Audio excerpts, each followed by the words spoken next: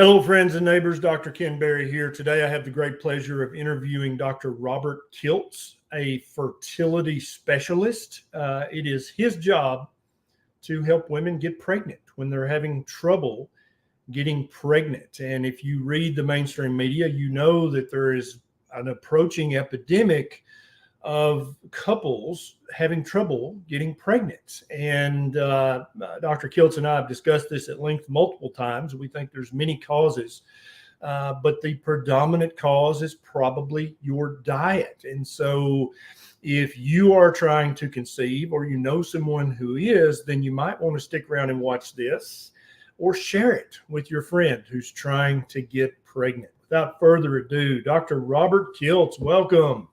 Ken, thank you so much for inviting me. I really appreciate it, and so much to share in helping so many people that are suffering these days.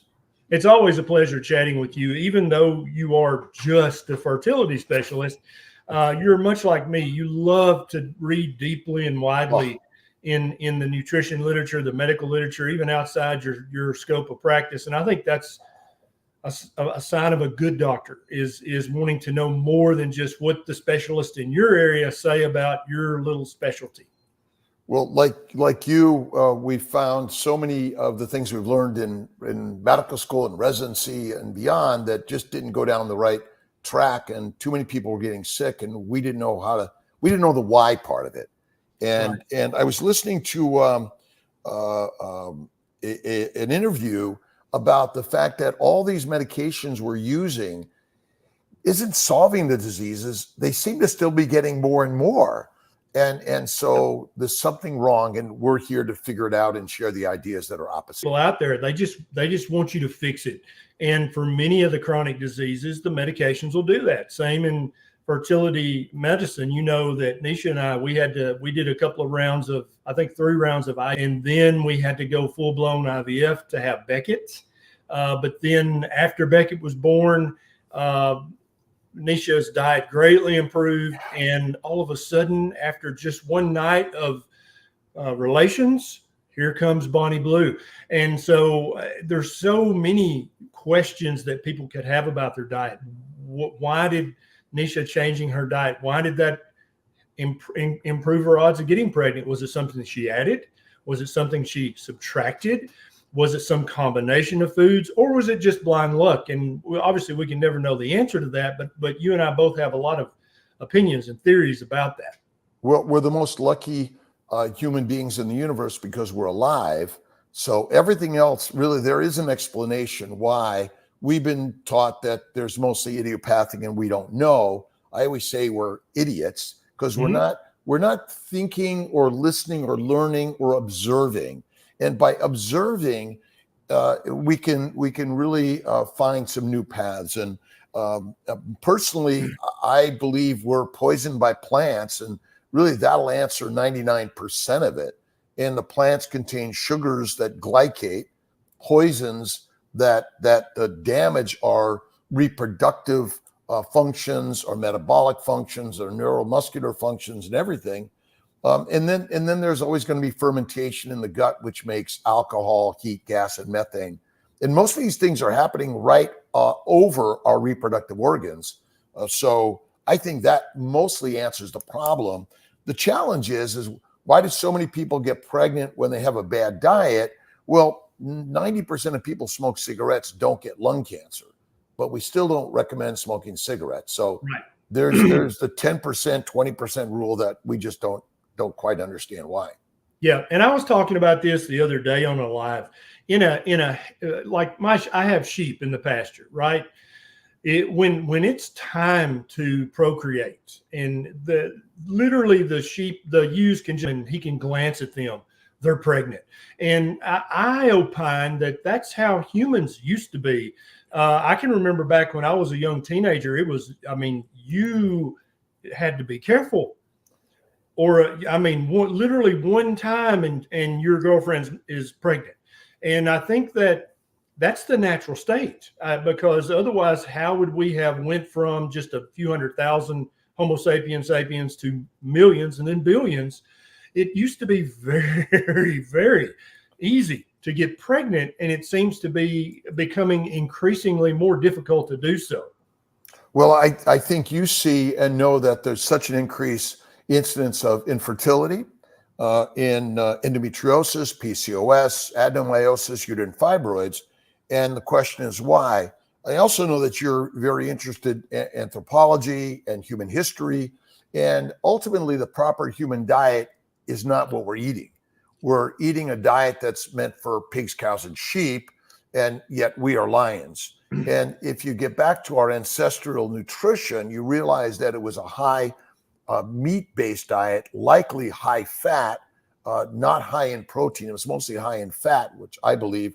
And ultimately, again, we're being poisoned by plants. And interesting enough, the birth control pill and the abortion pill come from plants. Mm-hmm. And so humans have been using plants for medicinal purposes and other harmful purposes for years.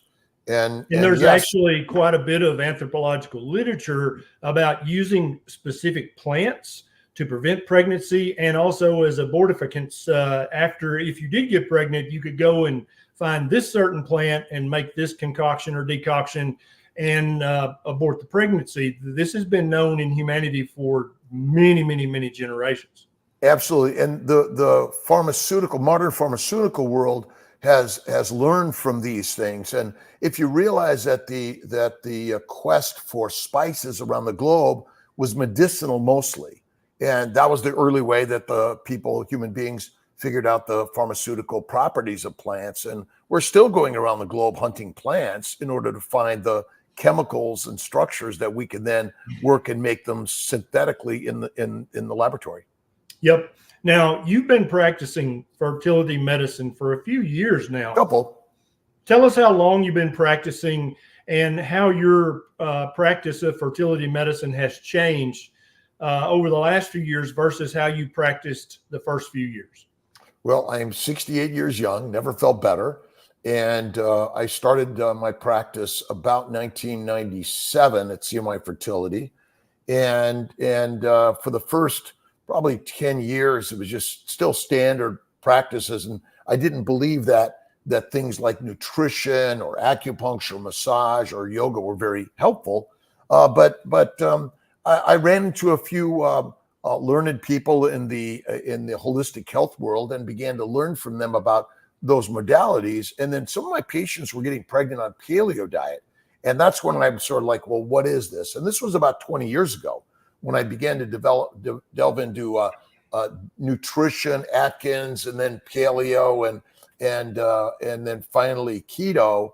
And I would say today, I talk more and more about carnivore than anything, but we want to get everyone on board. But I believe that, I still practice full-time reproductive medicine, IVF surgeries. I did 4 laparoscopic myomectomies yesterday, and we do a lot of IVF. But today, I would say that whatever I can do to help you reduce the inflammation that is likely the leading cause of your fertility problems, male and female side, by the way, because sperm counts are lower, egg counts are lower, more diminished ovarian function, and all these diseases are secondary to our modern diet, which is completely unhealthy. Yep. And now, for those of you who are not healthcare providers, let me explain. Dr. Kiltz said that he saw people getting pregnant eating a paleo diet. And so what he means by that is doctors, if you're a good doctor, you're always looking for signal. And what I mean by that is, I'm sure Dr. Kiltz has patients who are vegan, who are vegetarian, who just eat whatever the hell, just junk. And then then paleo got popular, and all of a sudden he had a subset of people eating paleo. He noticed that there was this signal in the paleo group that they tended to get pregnant easier. They tended to have less difficulty. And so he'd be getting prepared to do more advanced procedures to really start to do the aggressive hormonal stuff. And all of a sudden they're like, oh no, we're pregnant. And so primary care doctors like me, we look for signal all the time. And so he saw that signal very early with paleo, and paleo is very high in red meat. Most people it tends to be a lower fat than I would recommend, but there's enough meat in paleo versus vegan or vegetarian or just a standard American crap diet that he was able to see that signal and go, wait a minute, that's weird. Why are these paleo people, why does it seem like they're getting pregnant at a higher rate than people eating other diets? And so that's a sign of a good doctor, in my opinion. You're always looking for that signal. What's helping, what's hurting.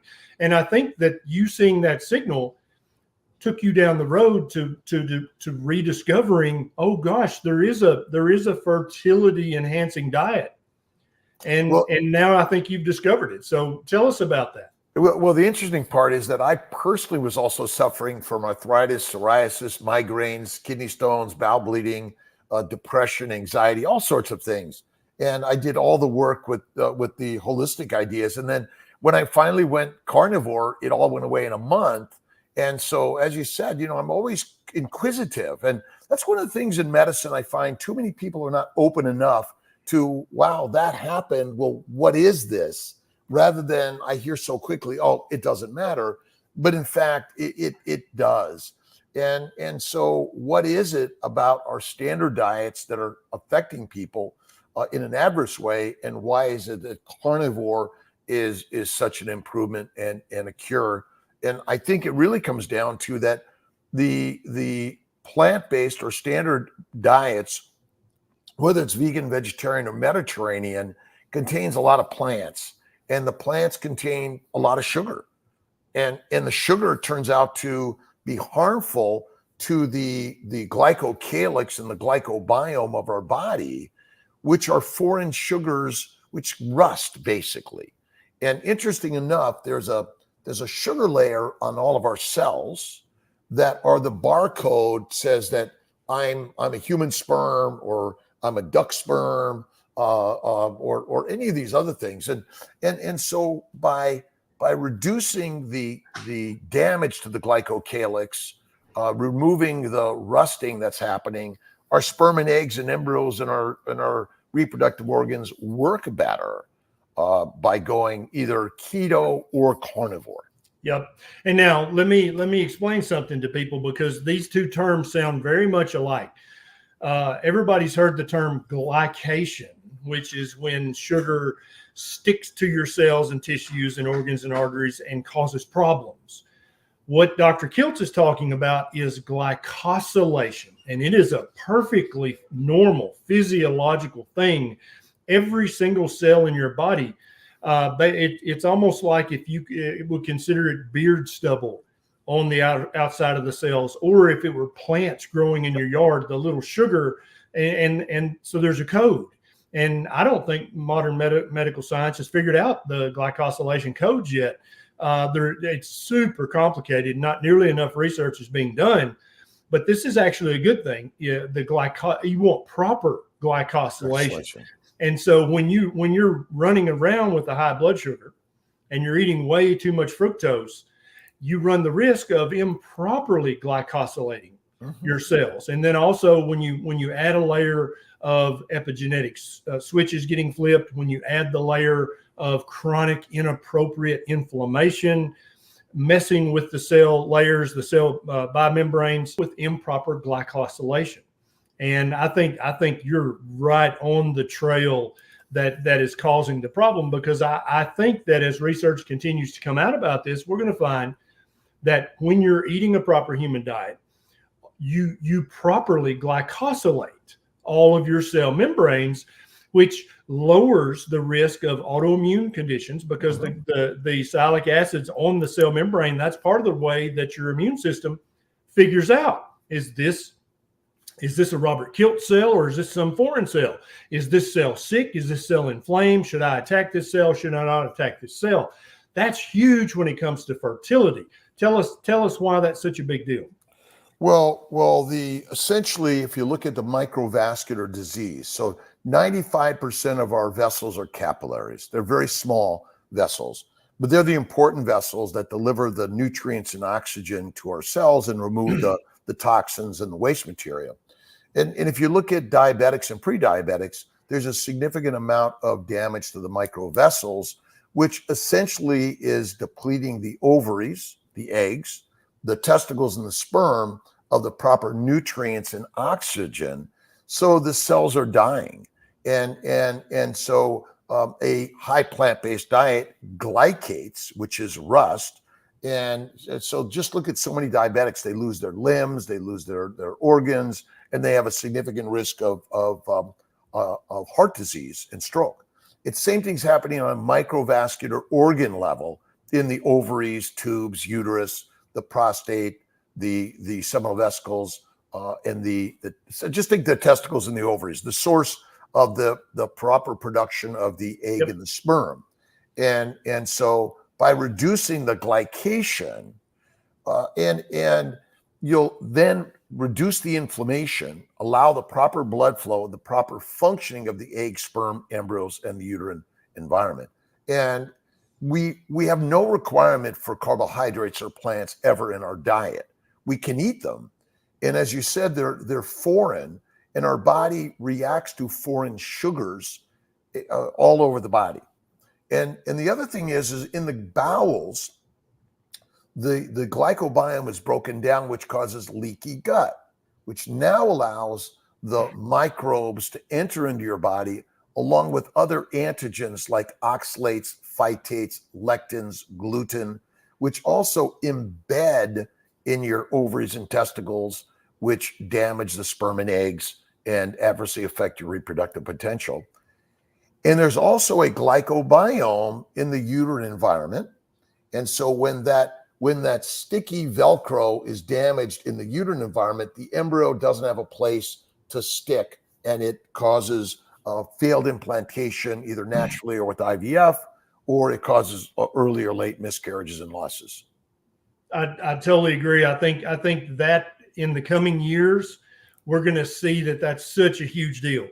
But right now, if you said that to the average fertility specialist, I'm afraid that they'd be like, what are you talking about? That doesn't have anything to do with anything.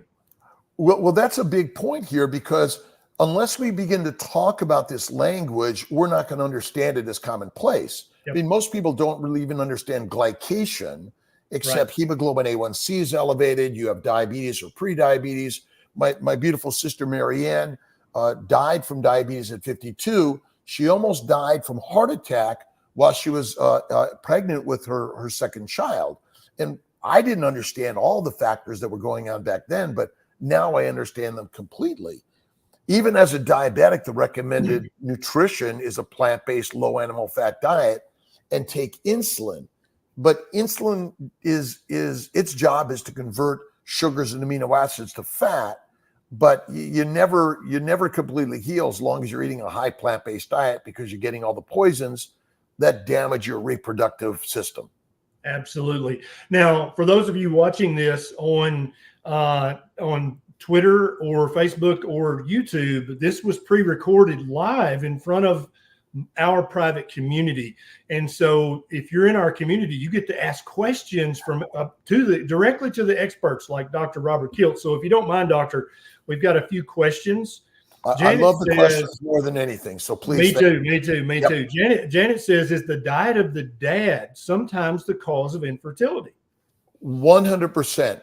You know, one of the interesting problems is they say, well, his sperm was really great, he's no problem, and I look okay, so it must be me. So it's interesting how the woman gets the blame, even though they're both looked normal. Well, get back to the sperm and egg and embryo, and everything looks great, but there's something on a cellular, microscopic, molecular level that's damaging either that glycobiome. Remember, that's the barcode that says right sperm, right egg, let's implant. Or there's some other factors that we don't even quite understand completely. When the intra-abdominal peritoneal cavity, so that's in and around the skin around the uterus, ovaries, and tubes, is inflamed, just like you might have psoriasis or eczema, arthritis, those are all inflammatory processes that damage the normal reproductive function. So you have to think about that when you're looking at it. But I always say it's always the egg, it's always the sperm, it's always the embryo, it's always the implantation environment, even though we think, oh, it's only you. Yep, I totally agree. And I think that this is not typically thought of when we have a couple trying to become pregnant. I think that all of the investigatory eyes are on the woman. What's wrong with her? What's the problem with her? And I think that very often sperm quality, sperm count, that's a huge deal. And I know you guys in fertility medicine, you check all that stuff because I had to have all that stuff checked when we were going through it. But at no time did I feel like that I was being scrutinized as thoroughly as Nisha was during the process. Well, it's interesting because we'll run all the blood counts and all the metabolic panels on the woman. We'll do all the scanning. But the only thing the guy gets is a sperm analysis, right. Exactly. Which we should be looking at the male for all the metabolic markers, the hematologic markers, the reproductive and the hormone levels, and even a testicular scrotal ultrasound, I think would be very important. So we're making sure we do a thorough evaluation of both the male and the female side. No, I totally agree. Another question from our tribe. This is Coach Rebecca. She's actually a nurse practitioner student. Many don't know that TRT, that's testosterone replacement therapy, can affect a man's fertility. How long does it take for a man who just stopped TRT to become fertile again, has been on TRT for over 18 months? Well, the TRT, so taking testosterone suppresses the sperm production. And so it may take 3 to 6 months for it to come back. Quite often, I'll keep them on the TRT and I'll add HCG shots. It's a small little needle shot once a day. And we see sperm come back in a month, 2 or 3. And it doesn't freak the guy out to stop his testosterone that he feels the need to be on for other factors. So I think it's easy enough. It takes about 3 months on testosterone, on human chorionic gonadotropin shots, and it works very well on men on TRT. I love that. That's a great idea. We were talking about seeing signal in your practice earlier. Since you have started recommending high-fat carnivore diet to your men and women who are trying to conceive, what kind of signal have you seen from that in your patient population? Is there a noticeable signal, or is it kind of background noise? No, we're seeing many people that are latching on to these nutritional plans, either keto or carnivore, and having significant improvements in just getting pregnant naturally, yep, or improving their IUI or IVF success rates. And this is one of the things we're working on measuring right now and reporting in our in-house research. So I think it's very important to share your stories. And interesting enough, by simply sharing your story on YouTube, Facebook, Instagram, and socially, you'll inspire so many suffering couples, and they may not need what we have to offer in the modern medical sciences. Yeah, and you know, Dr. Kiltz is a lot like me. He would be very happy to put himself out of business. 100%. I think that's another sign of a great doctor is like, I would love it if you did not need my special skills. How happy would you be if no woman in New York State needed IUI or IVF or any of the surgical procedures you perform? I could spend more time on my pottery and painting. Exactly. We have another question. Here it is. Okay. This is from Bree. Estradiol is 55.7, testosterone 22, progesterone 0.1. I don't know where she was at in her cycle, estrogen 126. I have PCOS, been diagnosed. I'm 31 years old. I want to conceive. My doc wants me on hormone replacement therapy. I've been keto since August, and I reversed my type 2 diabetes. Huzzah. Should I do it, or is there a better way? Well, interesting enough, polycystic ovarian syndrome I call plant-caused ovarian sickness. It really is simple. And I've been recently looking at goitrogenic foods. And if people have not looked at goitrogenic foods, they must. So the goiter is an enlarged, damaged thyroid gland that's either hyper or hypofunctioning, but it also develops cysts and tumors in cancers. Asparagus, lettuce, Brussels sprouts, broccoli, go down the list, kale, soy, peanuts, coffee, so many things. So I begin to wonder, is it probable that all these same foods damage every other organ system of your body? They cause cysts in your ovaries, cysts in your pituitary glands, cysts in your testicles, and damages every other system of your body, hypo and hypofunction. And so I believe, and I've seen PCOS resolve and go away and natural pregnancy happen because you're removing either the poisons, the chemicals, the antigens, lectins, oxalate phytates that are damaging the normal reproductive system. We don't know whether PCOS is a hypothalamic, pituitary, or adrenal ovarian problem, but I'm beginning to believe it's like thyroid dysfunction. It's probably ovarian damage, secondary to some damage in the glycocalyx. And it's as simple as that, because remember, glycosylation happens in the endoplasmic reticulum. Now, that's the part of the cell that makes proteins. Well, 80% at least of proteins are glycosylated to give them their proper shape and function. So we're damaging these proteins everywhere in our body, in every cell of our body. And if you know anything about Alzheimer's or dementia, it seems to be there's misshaping of the proteins that are being embedded, Lewy bodies, prions, they're being embedded in our tissue. So just think of the damage to the brain in Alzheimer's dementia. You're getting damage in the ovary or the testicle that's causing these problems. So I don't look at the LH, FSH, estrogen levels that much.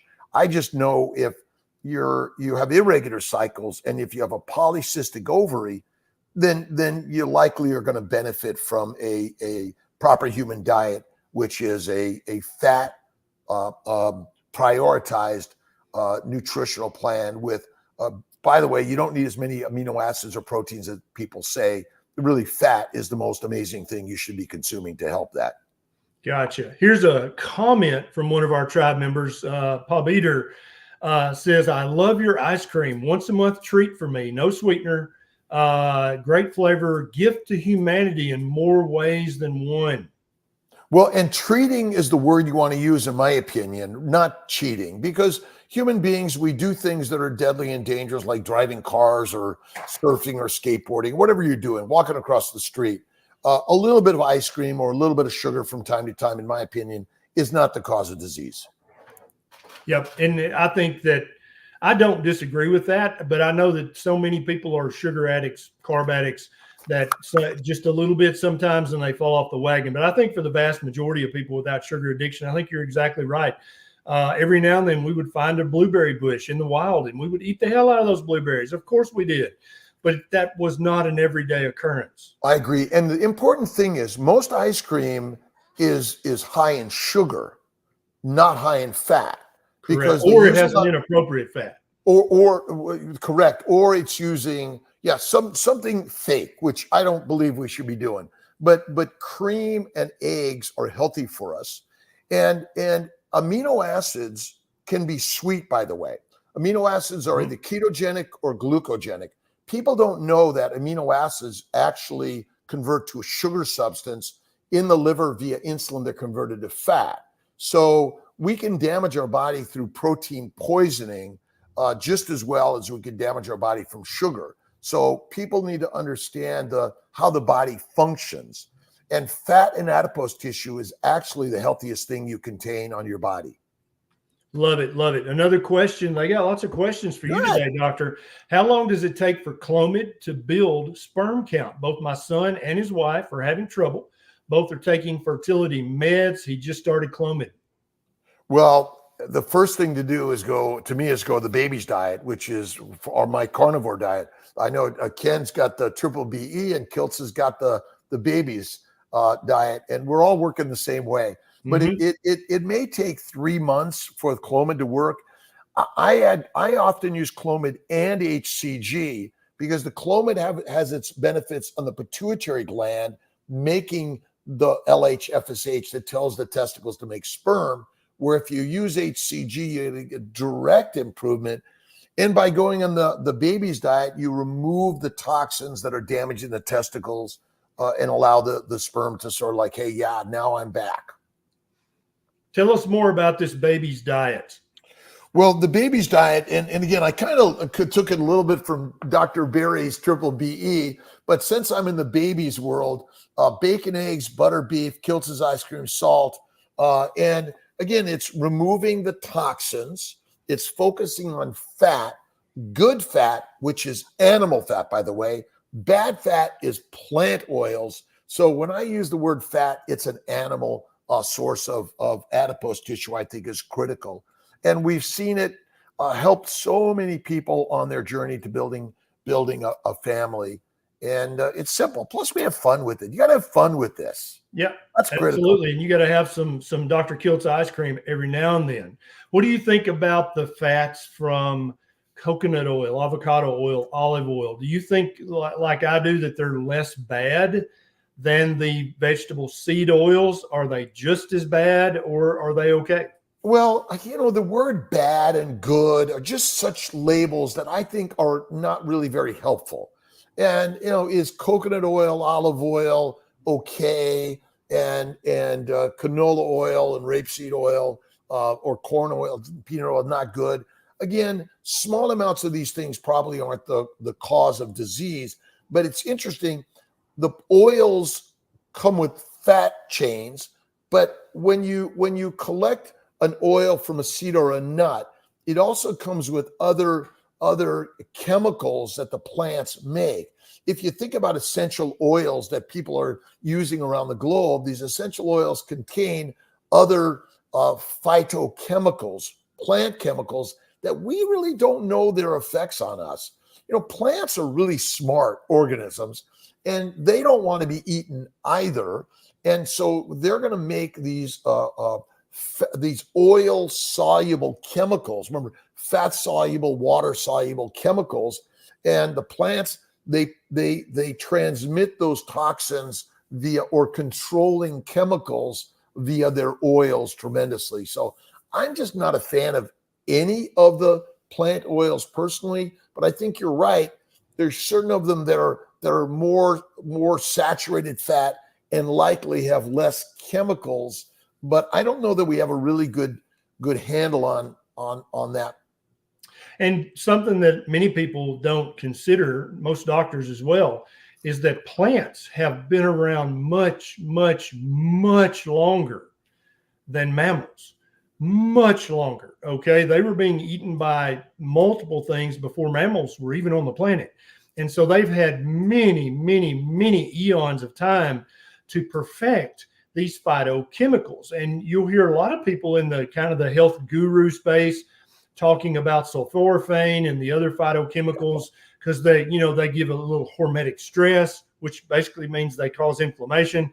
And they act like, well, that's a good thing. It's a hormetic stress. It's a good thing. And so you might disagree with the gurus out there who think that these phytochemicals, these plant toxins, are good for us. How would you disagree that this is a good hormetic stress that's going to make us stronger? Well, a small amount of a toxin may take a while to take you down, or may take you down fast. But I think we love our plants tremendously.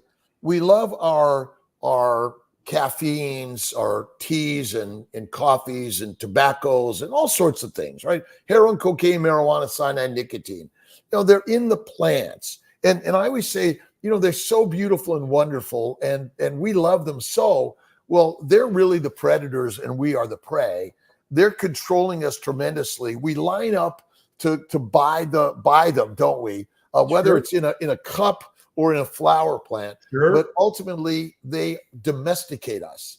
Yes. It's interesting that lions and wolves are wild carnivores, but when you feed them plants, they become domesticated dogs and cats. So eating the plant chemicals or other antigens or other particles within the plants somehow is adversely affecting us and making us easily domesticated human beings. And so I say that I really minimize and or eliminate them 99% if you can, because they're not good for us reproductively, neuromuscularly, And I would say that they're the cause of nearly every disease we suffer from, including depression, suicide, psychosis, schizophrenia, as our friend George Eade has shared with us, and how a carnivore diet really is beneficial. I think it's going to be very interesting because now, as you know, there are over 450 studies ongoing right now about a ketogenic diet, a very low carb diet, a carnivore diet with regards to mental health issues, chronic medical diseases. And I think that what we're going to uncover from that research is that, yeah, the carbohydrates matter. Absolutely. The sugar matters. The fructose matters. But I am predicting that we're going to uncover these plant toxins as a big issue for many chronic medical conditions. Now, let's say you have a young couple come to you and they say, okay, Dr. Kiltz, we're married, we're in our early 20s. We've been trying for 2 years to get pregnant, no birth control, no anything, and we have not been successful. Now, right off the bat, I think 1,000 years ago, that just literally wouldn't happen unless somebody had a literal anatomical problem. That just wouldn't happen. So you have this young couple, they come to you and you're like, okay, but we really would like to avoid any unnecessary medical hormonal stuff. And you recommend your baby's diet. How long would you give them? What's a reasonable length of time? You say beef, butter, bacon, eggs, and make Dr. Kiltz's ice cream, use plenty of salt. How long do you think is a reasonable period of time before you're like, okay, I guess that's not going to work for you guys. Let's try something more invasive. Well, one of the important things we do is we want to offer these options, and then individuals choose which way they want to go and how fast they want to go. I just had a 27-year-old, 5 years of infertility, unknown cause, 1 month of carnivore, pregnant. And so, it could be as quick as a month, 2 or 3. It might take longer for some. Everyone's going to sort of decide, hey, I'm not ready for IUI. I'm not ready for IVF. I'm not ready for the hormones yet. We've learned something that we want to do some work to get there. And I'm encouraging in that. Yeah. And I've seen women, even in the mid 40s with low AMHs, go carnivore and suddenly deliver a baby despite couldn't get eggs on them on IVF. Mm-hmm. So, the body heals in amazing ways, and we have to be more positive about the possibilities. I'm not in my practice. I mean, we are one of the largest IVF centers in America. We're actually the largest IVF center in America, and we're the least expensive. But I'm not pushing that. I'm pushing more, how can we help you naturally? Yeah. And it can be faster than it may take longer. But we also realize the damage may be done enough that it's time maybe to move on. And, maybe 3 months, 6 months, a year, but at least 6 months is a good number. Got it. One of the weirdest signals that I first saw years ago in my medical practice when I was first starting to recommend a ketogenic diet to my patients. And the ketogenic diet I recommended was a very meat-heavy diet. Yeah. And there was a 48-year-old woman and one patient, and then there was a 51-year-old woman, both perimenopausal, and they were wanting to lose weight. And that's what I used keto for back then, was just a temporary weight loss hack, right? So that when they came back a few months later, they were unrelated. There just was 2 cases. The 48-year-old woman was knocked up. She had started having normal periods. She was starting to get spotty and irregular. She started having normal periods and got pregnant. She was ecstatic. She was so happy, her and her husband. The 51-year-old came back. She had stopped having the spotting and irregularity, started having normal periods, and got pregnant. Yeah. And she was not happy with Dr. Berry at all. And this was one of my first signals, like, oh my God, maybe this is more than just a weight loss diet. Maybe this affects many other things in the human body. So what was it in their previous standard American diet, or maybe they were following the American Diabetes Association diet?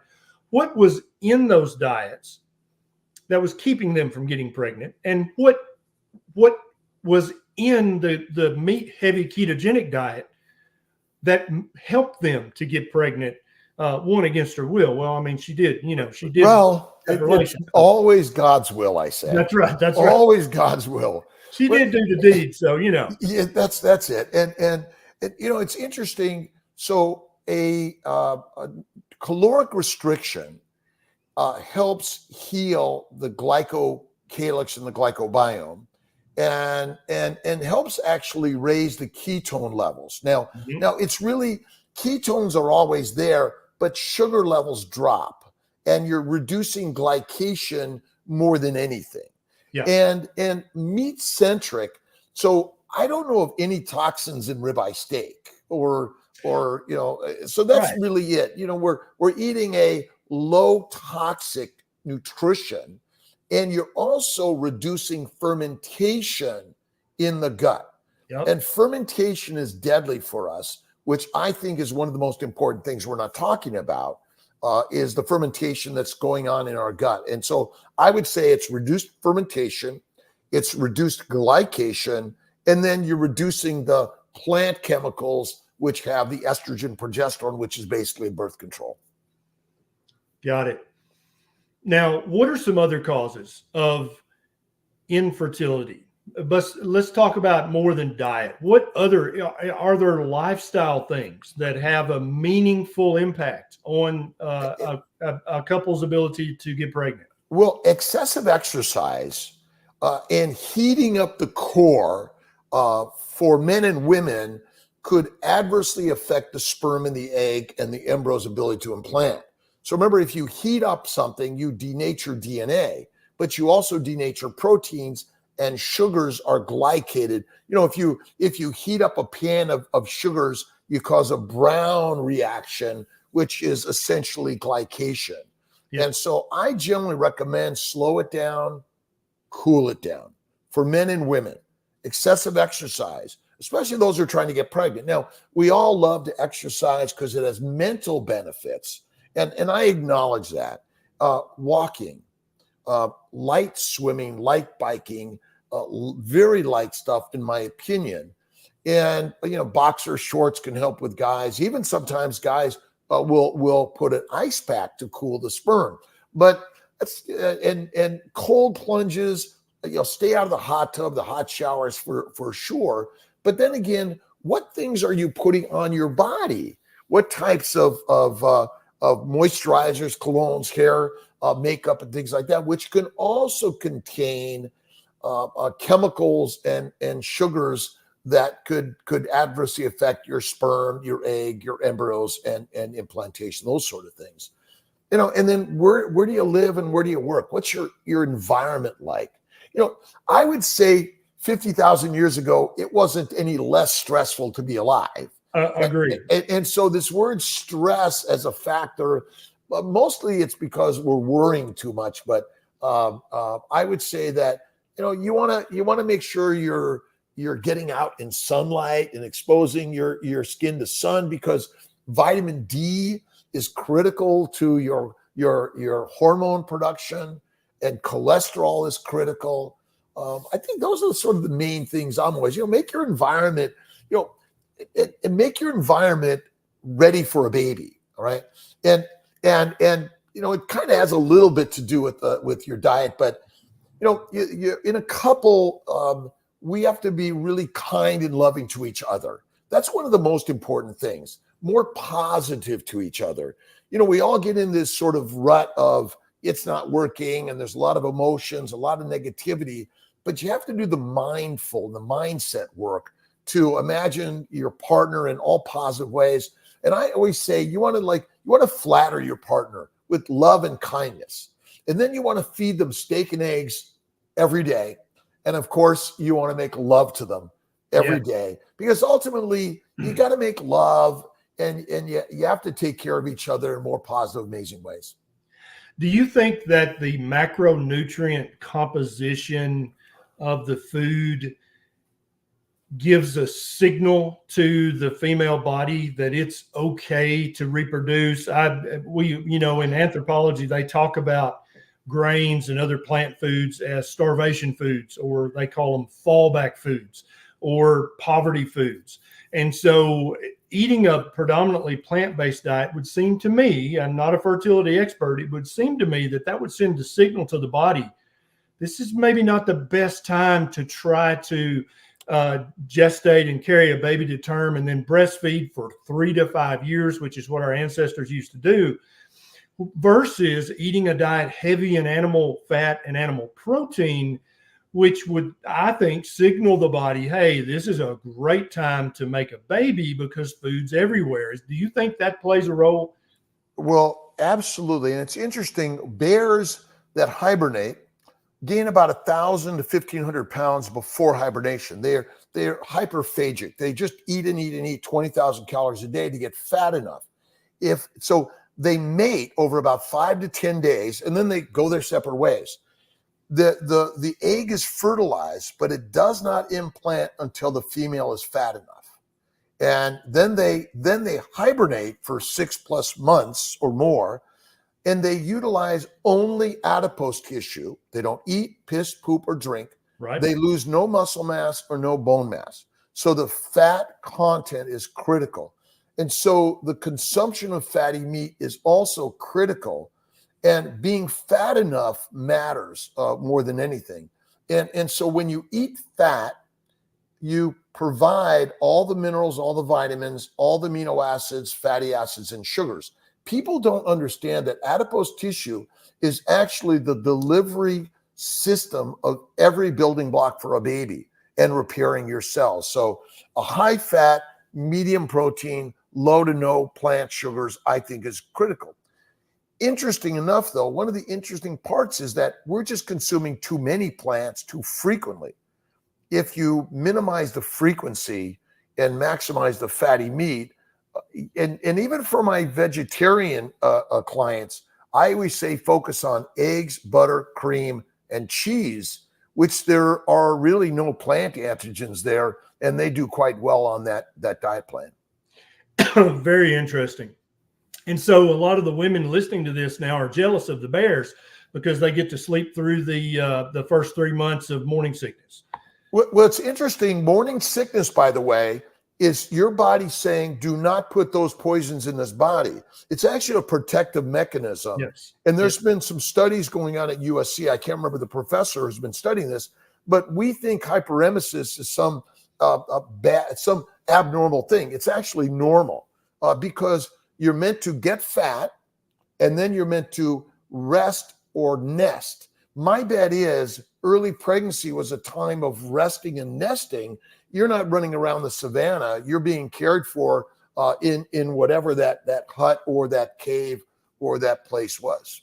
Excellent. Another question from Bree, one of our private community members. And for those of you guys watching this on YouTube, I'm interviewing experts like Dr. Kiltz all the time. If you'd like to ask them your questions directly, then consider becoming a tribe member. There's a link in the show notes. Bree says, I sent my blood work in my last question about PCOS and HRT. I do keto, starting to transition to ketovore.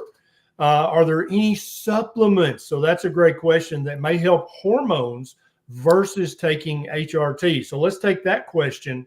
And then also any supplements you recommend just in general to your patients who are trying to get pregnant. Well, first of all, I want to thank you, Ken, for all you do in our community, because I often come to your site and watch and listen to both you and Nisha and learn a lot. So keep doing what you're doing. Thank you. And your amazing group. And I recommend your group to everyone. And you know, it's interesting. What's the most important supplement? Well, it probably all comes from the fatty meat.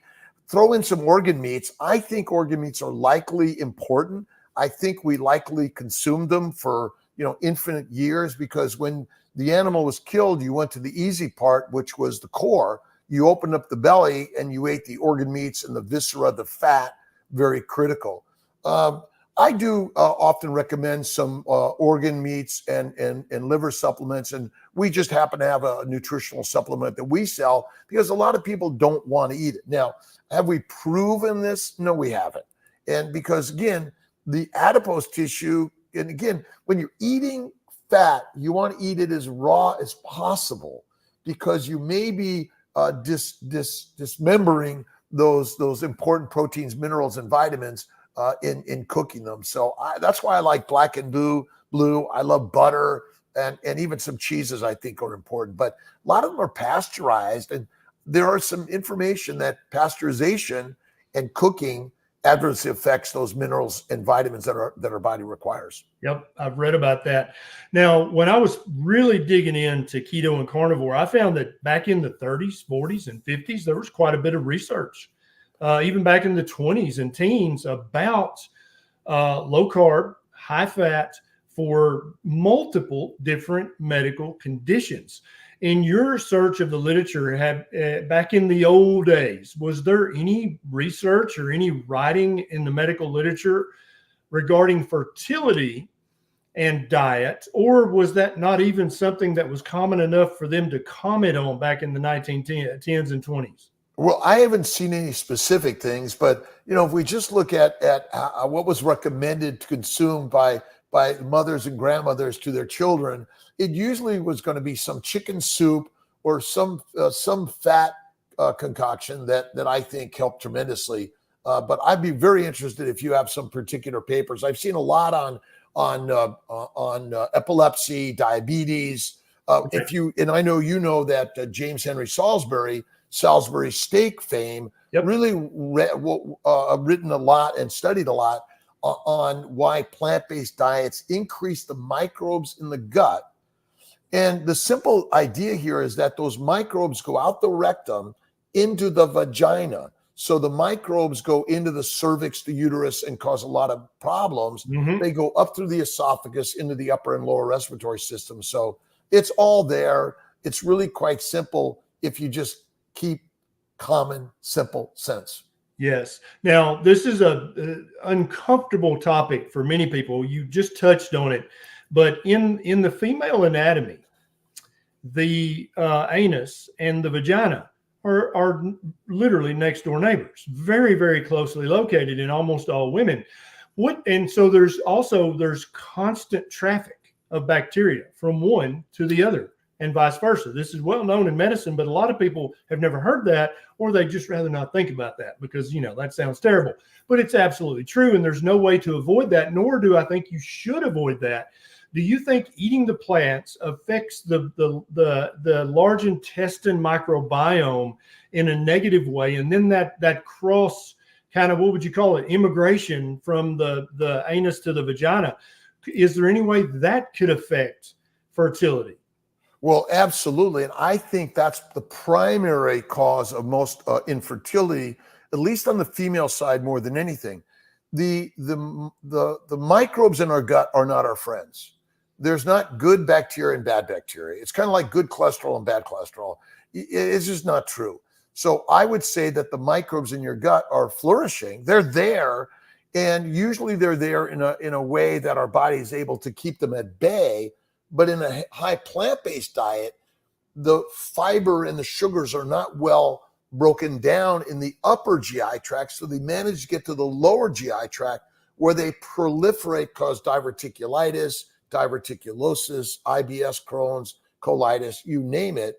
And so there's a significant amount of bacteria and yeast and probably viruses that go out the anus into the vagina. They cause vaginitis, vaginosis, cervicitis, cervical cancer.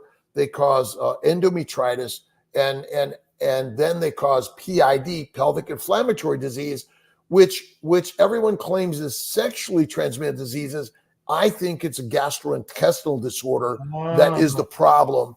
And it just happens. I mean, when you're having sex, and the one thing interesting, it always blamed on the sex that's the cause, but it's not. It may be damaging the glycobiome, which allows the microbes to get through the epithelial layer and create a village, a community that is not very easy to get rid of. I often will recommend 30 days Levaquin, Flagyl, Valtrex, and Diflucan in order to, just like we do for H. pylori or Lyme disease, long-term antifungal, antibacterial treatments may be what it takes to get rid of them, along with going on a keto paleo diet. But I really blame the plants and the microbes and our diet as 99% of our problem, in fact. And I think it's because hypothesis. I can't wait till that's studied, because I tend to agree with you. I think that's a much bigger deal than anybody gives it credit for, and it hasn't been studied at all. Well, hidradenitis suppurativa, Yep. it's, and people are, get acne around the genital region. And I also believe the acne we suffer from on the skin is the same problem. The microbes go out the mouth, and they are colonizing and increasing the acne, which is just chronic abscesses. Very on both interesting. Now areas. you had a book or two there that I wanted you to show to everybody, and tell us about these things. Well, first, to me, I call it Kiltz's Keto is Carnivore because I think keto is a good entryway, and it helps many people. It's a high fat, low carbohydrate diet, essentially. And proteins are usually about 20% of your caloric intake. And carnivore is my general recommended way. Now, when we say carnivore, and they're all high fat diets, essentially. And that's one of the things you want to really focus on. And then the question is, well, when you're pregnant or breastfeeding, should you be carnivore? And interesting, the American College of OBGYN recommends a plant-based diet and wine for pregnant lactating women, which we know makes no sense at all. No. So I came out with a little bit my own version of a similar recommendation, but it's the one we think is the proper human diet, which is essentially a carnivore diet, babies for babies. And again, there's only one thing that matters in the universe, and that's reproduction. And right. We know the heartache that not reproducing affects men and women around the globe. And so if we can help women reproduce via the method of simply the proper human diet, the baby's diet, more power to each and every person. And then you want to spend more years breastfeeding. We remove our children from breastfeeding too early.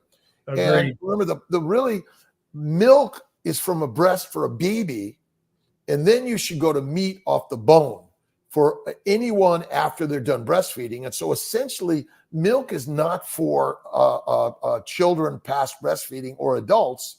We should really focus on. Yeah, and that's a very uncommon, that's a very uncomfortable, unpopular opinion, but I think it makes perfect biological sense. And just if you look at the animal kingdom, there's not a single mammal on the planet that when the baby's weaned, do they ever seek out milk again? And milk is so nutrient dense. There would be some weasel or some raccoon or some opossum that would be sneaking into the pasture and trying to suckle at the teat of a deer or an antelope or a caribou, because it is nutrient dense, but there's not a single recorded incidence of that in all of the animal kingdom, unless mankind is involved. So if mankind has got cows locked in the barn, a cat might go out there and try to get some milk. But in a natural setting, there's not a single recorded instance of an adult mammal drinking milk. It does not happen. And I think that's very telling. I think we should honor that, and we should follow those guidelines. I love it that you brought that up. Tell us where people can find you, Dr. Kiltz, because you're a very interesting character. You and I hang out. We hung out in Costa Rica.